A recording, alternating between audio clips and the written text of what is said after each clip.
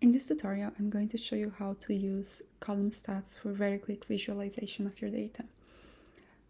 So all you have to do is come to Data, Column Stats, and click on Column Stats.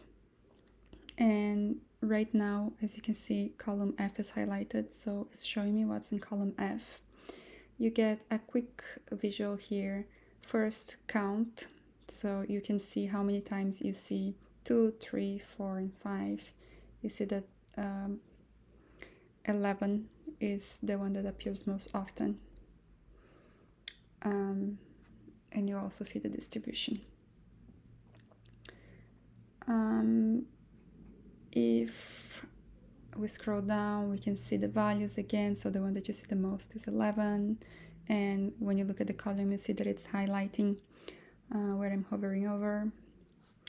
And very interesting also, it gives you the number of rows, how many empty cells you have in this column, how many unique values, sum, the average, the median, the minimum, and the maximum values. So some very handy data visuals for your column.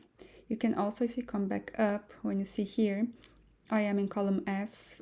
In column F is called box units, and I can navigate to the right and to the left. So if I click right, I moved now to column G, H, and so on. I can also move left. Here I'm getting no data because I'm basically looking at text.